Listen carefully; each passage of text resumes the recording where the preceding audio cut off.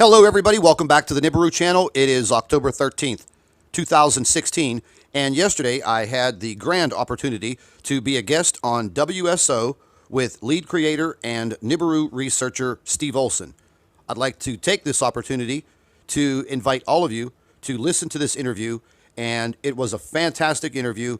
I definitely think it is worth your time, and if you have not subscribed to WSO, I urge you to subscribe to Steve's channel. There is a wealth of information that deals with Nibiru, so sit back and stay tuned. Hi, everybody. It's Steve Olson with WSO. It is October 12th, 2016. I am here with my special guest and new friend, Scott, from the Nibiru channel. Scott, welcome to the show. Hey, Steve. How you doing, buddy? Great. And by the way, here is Scott's channel, and he had to do a backup channel. We're going to be talking about that on the show a little bit today. But I really wanted to start out by encouraging everybody to go to the Nibiru channel and subscribe to Scott's channel, because we really need to stick together as a group. And Scott, you are doing a wonderful job giving us this news format, which I love. Thank you very much from all of the community. I appreciate it. Thank you. You bet. So Scott, thanks for coming on. And the first thing I wanted to just ask you is, we don't get a lot of time to hear a lot about you other than the kind of the tribulations you've been going through, which we'll talk about here in a little bit. But, oh, Lord, I know, right? Amazing stuff, right? And we're going to talk. But how did you first get into this? I mean, Scott, what's your background? How did you get here? You know, tell us a little bit about you, man. Well, it all started I started college, University of Miami, 1986. And I think it was about my second year in college. I had a theology professor, fantastic man. And just during one of our classes, he broke out into this lecture about Planet X, the whole nemesis theory. And we all sat back and we were like, what is he talking about? I mean, we're in a theology class. This has nothing to do with earth, space science, astrology, astronomy. But we were like pretty well tossed on this. But he went into this whole subject, and I was pretty intrigued by all of it. And I always loved earth, space science. And he wanted to form basically like an astronomy club within our group. And very few people actually joined it, but, I stuck with it. And just to make a long story short, years after that, graduating and, being thrust into industry and business, I did keep up with what information was out there. And there really wasn't that much. And he did turn me on to the research of Carlos Ferrata and a little bit about Dr. Robert Harrington. But mostly Carlos Ferrata, and I was pretty intrigued by Carlos Ferrata. Wow! So this professor in the University of Miami, in a theology class, in the context of learning about theology in college, turned you on to the Nibiru concept. Wow! What an early adopter, man! Yeah, it was very strange, and I mean, he also turned me on to paranormal research, and I mean, I've been doing paranormal research for 22 years now. And I do have my own paranormal team. I have a huge Facebook page dedicated to it. And, I stay pretty steady. But, over the last 6 months, being thrust into more research and more investigations into Nibiru, I've kind of fallen away from it. But my team is still very active in the paranormal area. But, right now, Nibiru is taking up 12 to 14 hours of my day, 7 days a week, and it's pretty much nonstop. And I've put together a small team of people to help me because, number one, I'm not a professional photographer, but I do have a friend of mine who does own a studio, and he's a professional photographer. I turned him on to this by asking for his help at looking at some photographs. And in the beginning, he had some very jaw-dropping moments because he never heard anything like this before. And I recruited him, and he's taught me a lot, and I've taught him a lot. But he does help me out with the photographs, and he has taught me a lot about the dreaded lens flare. But I decided to really start to investigate it because, I retired from the advertising industry about 5 years ago and got tired of golfing, fishing, and this all started to come up really hot and heavy. And when I felt that there was such a huge conspiracy within this Nemesis and Nibiru research, meaning we're not being told anything. We're individual men and women out there within this world trying to get answers, and nobody in higher places who have the technology, they're not saying anything. And that's something that I just don't like, because as well as I do that, this system came in and it's going to go out. And when it goes out, based on biblical history, and I mean, the story, it's going to change mankind. And I feel like we're all being left out in the cold, and I want to do my part.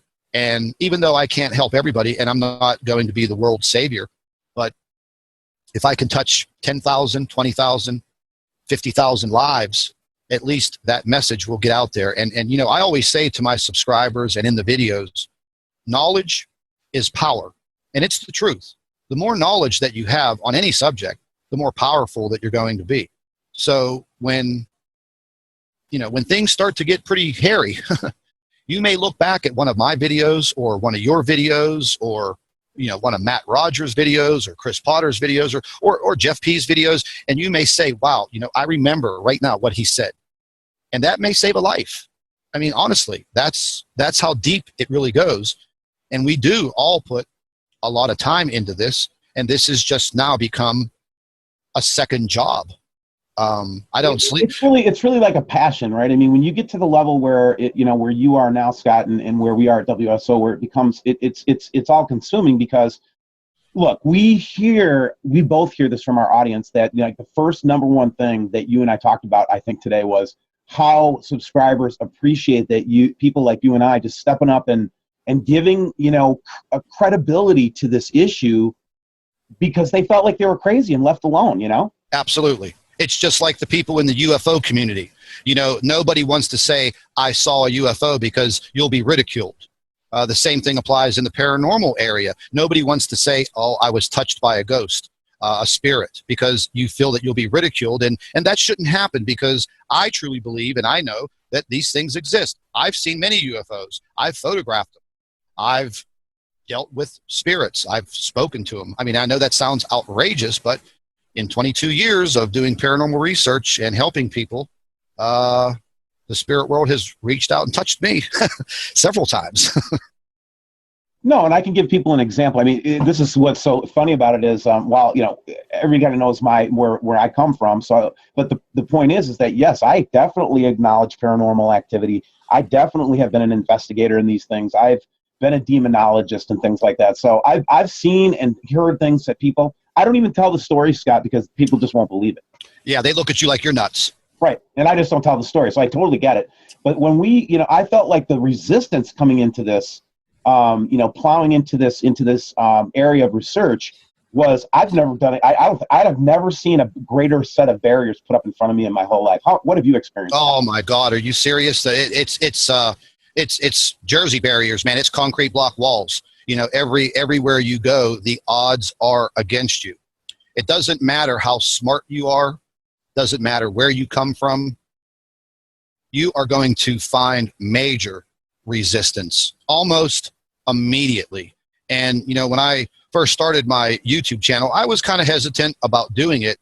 But, just like you said, this was a passion, and I wanted to make a mark on this now forming Nibiru and Planet X community. And I just felt like, if there's not a group of us out there doing this research and trying to find this disclosure, then, mankind's going to get let down one way or another. But if we can get out there and we can touch 10, 20, 30, 40, 50, 100,000 people, they're going to remember it. And they may remember it in a very serious time of crisis when things are going very, very bad. Like I said, they may look back at a video that they watched of mine, or a video that they watched of yours, and these may say this just may save their life, at a point where things are very critical. And I truly believe in that. And the things that I have learned by listening to John Moore and Gil Broussard, I mean, I really solidly think about these things every single day. And if I wouldn't have watched their interviews and their videos, I would be lost. absolutely lost. It kind of comes back to what I appreciated. Can you hear me, Scott? Yep, absolutely. Cool. So it kind of comes back to, when you were doing the Nibiru is not Jupiter video yesterday, which I thought was excellent. I thought that you really brought a lot of knowledge to bear that we all know is common knowledge. But it's like, guys, our community knows who Farada is, right? We know who Harrington was. They would know the difference between Jupiter and Nibiru, don't you think? Oh man, whenever I first I woke up that morning, and I think I had something like 774 emails strictly headed, what is this Jupiter is Nibiru? And I was pretty, thrown back by it. I didn't know what people were saying because I didn't have a chance to review that video. And once I reviewed the video that was up on YouTube, I was pretty well shocked, especially where the video came from. And, I don't want to throw anybody under the bus or anything like that. You and I both have that same thing. We try to support other folks, right? Yeah, absolutely. Because I'm actually a fan of that one YouTube channel. As am I. And I was really thrown back by it. And I watched it 3 times. And I tried to decipher a message from it, but I couldn't figure out what this was all about. So my subscribers were, getting very confused. And I went heavy into answering the emails. And then, the best way to do it is to put it together in a video and try to do the best that you can to get the information across. And the best way I thought to get it across is to go and talk about 2 gentlemen that are like the godfathers of this planetary system. And that would be Carlos Farada and Dr. Robert Harrington. I mean, Harrington gave his life for his findings. And I truly believe that man was killed. I believe that because I found out that right before Dr. Harrington started this journey down to New Zealand, that he had an extensive physical, working for the Naval Observatory. How could they miss extreme esophageal cancer? And then he comes back, he writes these papers, and then what? He passes away. Now, that to me is just, that whole conspiracy thing just blew my mind. And as far as Carlos Farada, I mean, that man is amazing. I would consider him in the same boat as Einstein. And it's just not the Nemesis solar system when you deal with Carlos Farada. I mean, that man predicted earthquakes. His predictions were dead on. So you have to respect their intelligence. If you don't respect these 2 men and their intelligence and their accomplishments, especially when you're dealing with this subject, then you're lost.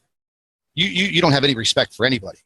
So, maybe there's more to the Jupiter Nibiru story. Well, let's stay tuned. I mean, I have an open enough mind to listen, right? But again, I've seen so many facts and so much information, and you know what I mean. And when you've studied as much as I guess you and I have, Scott, right? Yep, absolutely. What's going to happen is we start to get almost an intuitive feeling for what's true and what's not true. Absolutely. And I know that sounds like an arrogant thing to say, but I don't mean it any other way. But I was a bank teller when I was going to college. Okay. And when I would count money, all day long, right? If there was a counterfeit bill in that stack, Scott, I could feel it right away. Honestly, by feeling, I could feel it. Similarly, this happens when you're doing research on this stuff. You get burned about 100 million times. You get hoaxed a couple million times, right? People plant bombs on your car. Oh, yeah. We don't want to talk about that yet. We're not done with you. But anyway, so, yeah, I mean, why would we not respect these vaunted geniuses that are, really put their necks out there? Scott, I don't know. I'm just going to put it out there. You have to respect these men. You have to. I mean, you have to. You cannot discount Carlos Farada and Dr. Robert Harrington. If you do, then you need to remove yourself from this type of research and just go, take a hike. Yeah, just acknowledge that you don't know this and have us come on your show and we'll explain it to you. Yeah, exactly. Me or Scott or both. I mean, between us, we've got a pretty good archive of stuff right now. And in fact, I was shown a couple okay, I got to go back to my screen sharing here. Did you see this? Can you see my screen? Yeah. All right, so basically these are shots from various meteor cameras operated by NASA. And you'll notice TEL-US, and this one in the lower corner is Huntsville. And then the picture that I have in the middle, I wanted to show this to you because this is from a subscriber in Pennsylvania from yesterday. And I thought you'd get a kick out of this. Pennsylvania, that's where you're from and all. Yeah, the reverse rainbow. Well, not only that, I mean, I'm going to bump up the exposure a little bit here and saturate it up a little bit here. We still can't tell if that's a planet or not. Look at that. Look at that. You know what I mean? Because it just seems like that's like it could be the atmosphere of a planet. We don't know. You know what I mean? I mean, here's the thing, and I've kind of bumped heads with a few people on this specific, like these types of photographs. So how is it possible for the atmosphere to create a perfect sphere in the sky? I think that's impossible. It's like they say nature doesn't form right angles. Well, how can the sky form a perfect sphere if it's not reflecting off of something, or it looks like it could be a hologram, but that is a perfect sphere. I mean, I bet you if you put a little compass in there and set a center point, you could make a perfect circle. So how is nature able to do that? So I believe that is definitely something creating that spherical shape. There's no doubt. Right, and we don't know. Again, I'm not saying that this is a planet or not a planet, because there's a lot of phenomenon in space. And this is the other thing, too, that I get really tired of. Yes, well, we've seen a lot of things, and yes, I definitely was a space freak my whole life. As I think anybody that gets into this, I've always been a stargazer, sky looker. And I, in my life of 52 years, have never seen anything like this in my skies. Ever. No, I've never seen the upside down rainbow. I mean, that's just. Like I said, I'm not a very scientific man, but I'm pretty smart. But I mean, what are the ways that something can form like that in the sky all by itself? An upside down rainbow? I mean, it has to be a reflection from something. That is, you can't see, just science. Okay, this is just kind of a science thing. It's a photon thing, right? So here's the sun down here, right? And here's the thing of it is that the sun would not be able to make a rainbow that we would see unless the sun was behind us, or this was behind the sun. Exactly. You see what I mean? Because in order for us to see the rainbow, the photons will bounce almost directly backwards. And that's why we see rainbows in the opposite sky from the sun in a normal rainbow. Yeah, and going back to the sphere that's in the clouds, my photographer friend that works with me, we were reviewing photographs like this, and like you said, we have this very intuitive feeling inside, and my eyes are already trained to see these things. So he said to me, "Well, you know what? Just tilt your laptop, and you'll see it more clearly." So I did. I took the bottom of my laptop and I tilted it backwards a little bit. And there it was.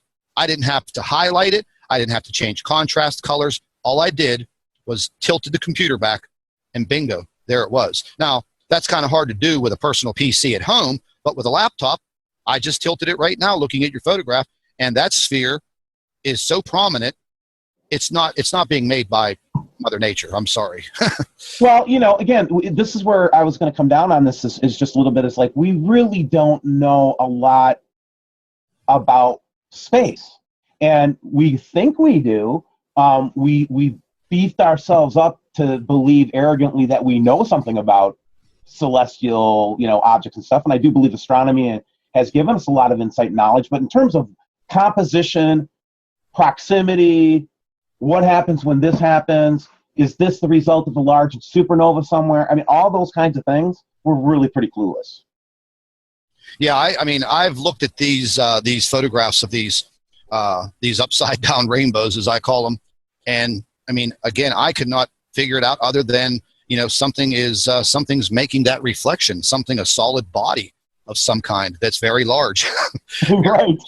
What scares me about it, though, because my mind just does not want to accept it's that big in the sky, Scott. You know what I mean? Yeah, and that reminds me, I'm sure you've seen that video of, I think it was down in Africa not too long ago. Oh, yeah, a big rainbow, right? Yeah, man. I mean, it looked like a massive planet, and they were all chanting and singing these tribal songs.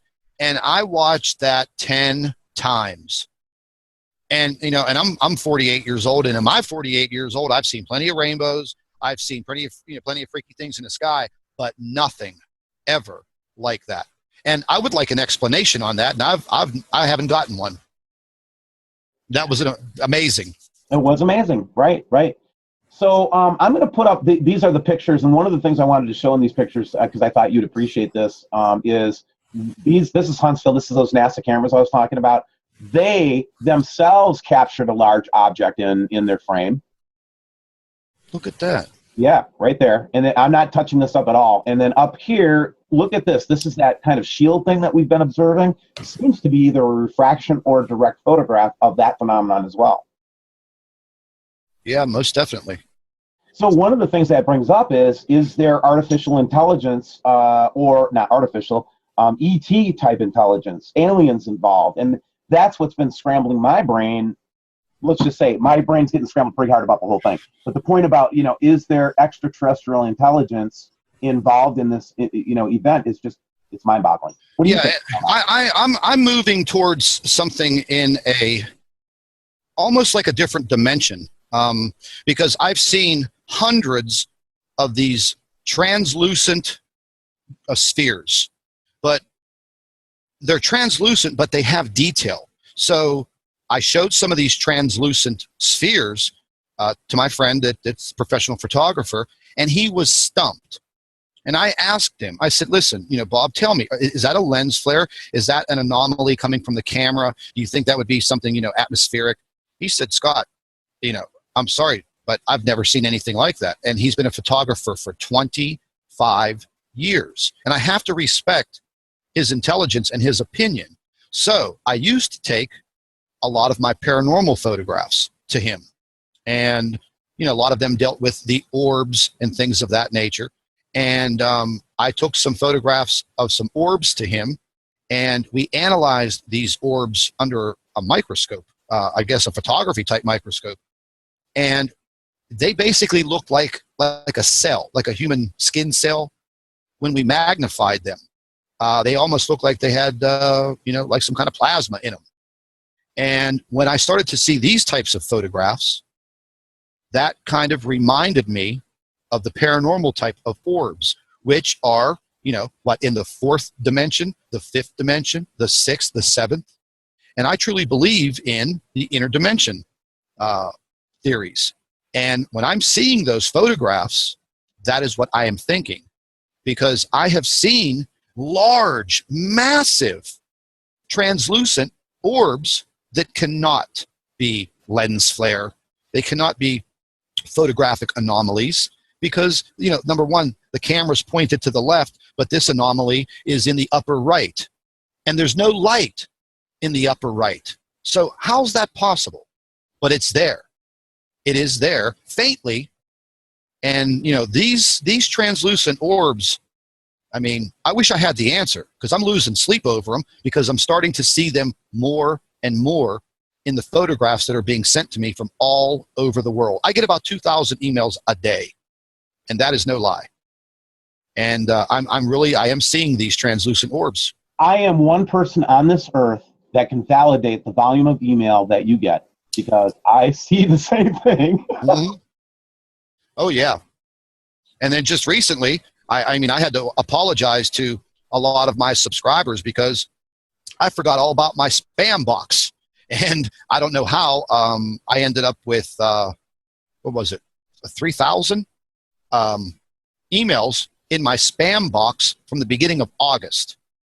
And I didn't even realize, I didn't check it. And, people were sending me 2 and 3 emails and saying, hey, listen, I sent you some very good pictures for you to analyze. You never got back to me. You got back to me on this one, but not this one.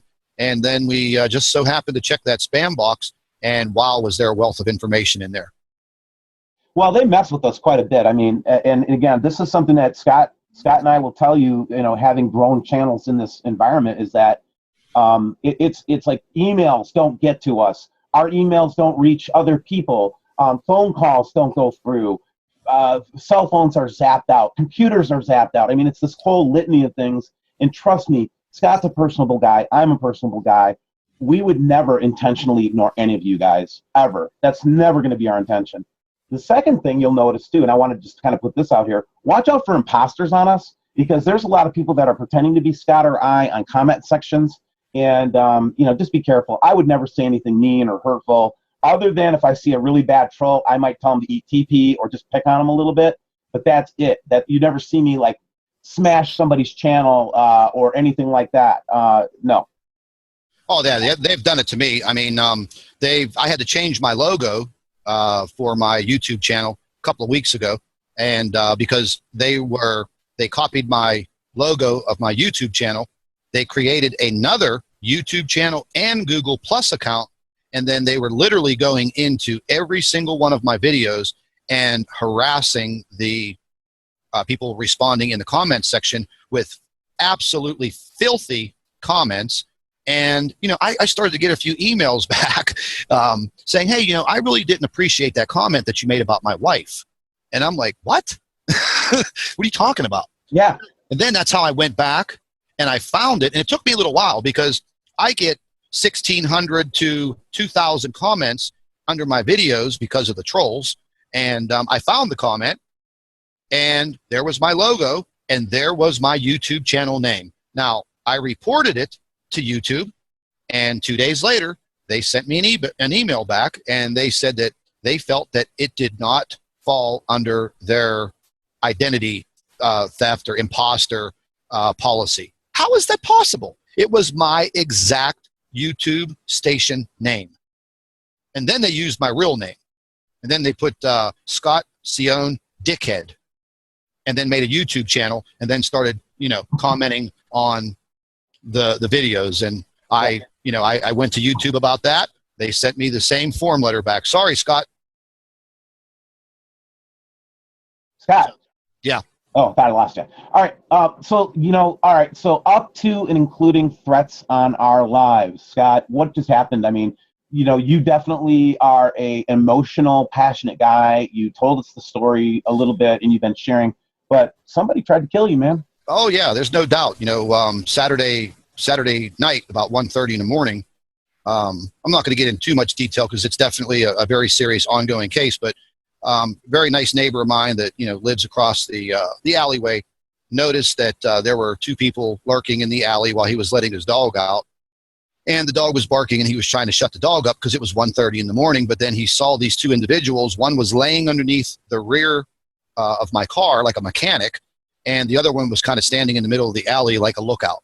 They were dressed in black hoodies, dark colored pants. Obviously they're doing something wrong. And he immediately yelled at the one, hey, what are you doing? And the guy never answered him.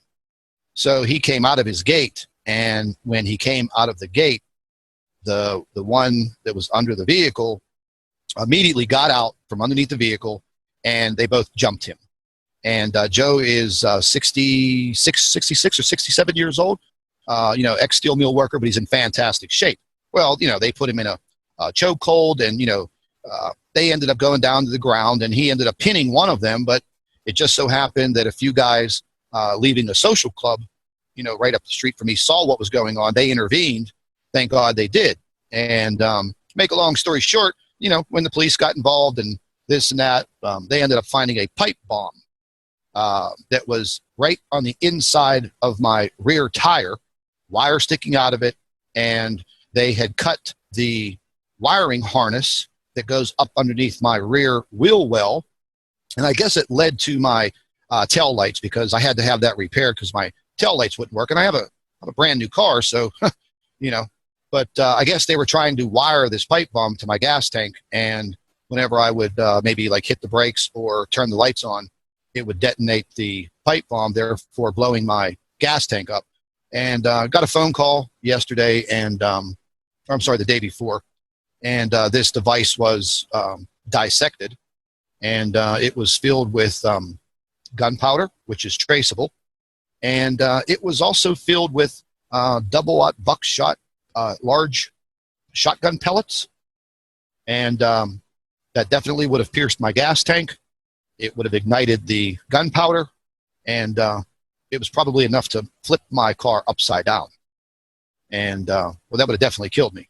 But these two individuals, right now, they're in a lot of trouble. And they had 3 cell phones. They had a laptop.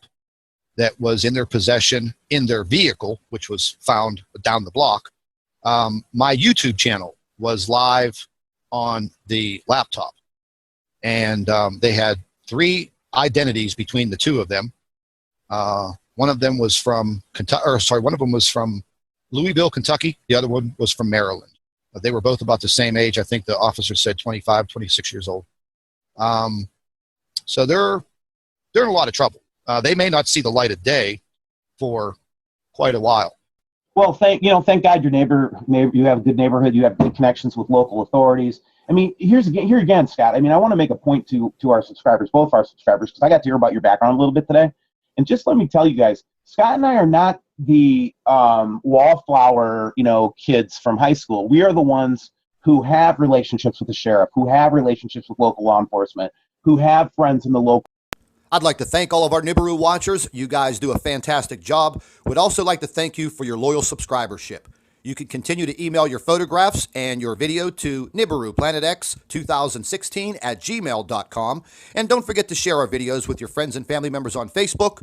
And subscribe to the Nibiru channel for all of our current updates. And like I always say, keep an eye in the sky.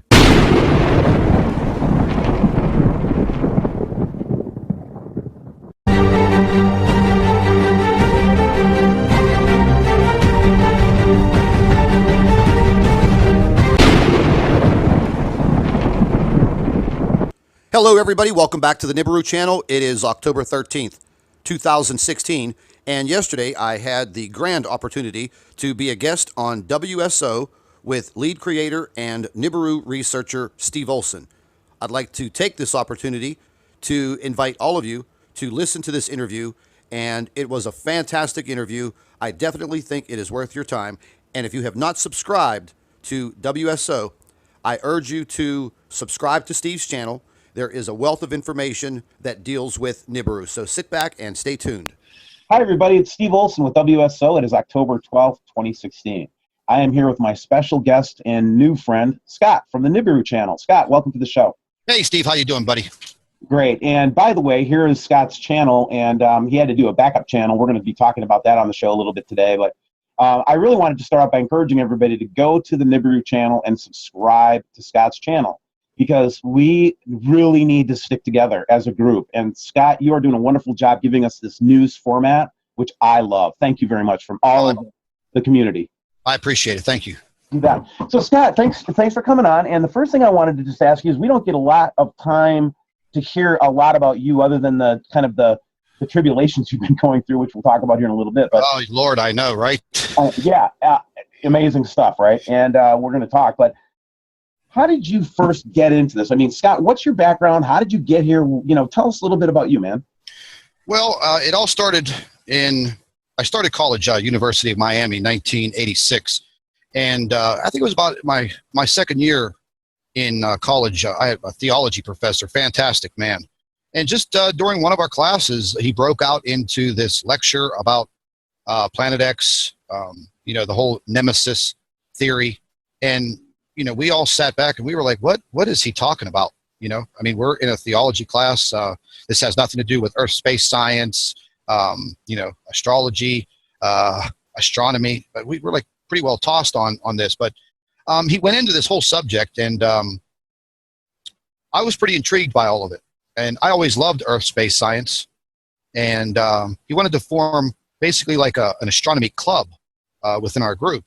And very few people actually joined it, but I stuck with it.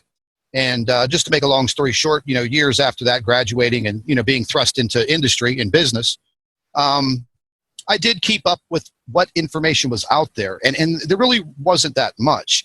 And he did turn me on to the research of Carlos Ferrata and a little bit about Dr. Robert Harrington.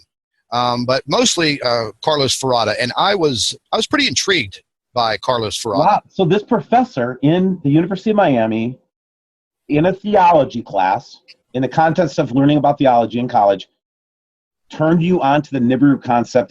Wow, what an early adopter, man. Yeah, it was very strange, and I mean, he also turned me on to paranormal research, and I mean, I've been doing paranormal research for 22 years now. And I do have my own paranormal team. I have a huge Facebook page dedicated to it. And, I stay pretty steady, but, over the last 6 months, being thrust into more research and more investigations into Nibiru, I've kind of fallen away from it. But my team is still very active in the paranormal area. But right now, Nibiru is taking up 12 to 14 hours of my day, 7 days a week, and it's pretty much nonstop. And I've put together a small team of people to help me because, number one, I'm not a professional photographer, but I do have a friend of mine who does own a studio, and he's a professional photographer. I turned him on to this by asking for his help at looking at some photographs. And in the beginning, he had some very jaw-dropping moments because he never heard anything like this before. And I recruited him, and he's taught me a lot, and I've taught him a lot. But he does help me out with the photographs, and he has taught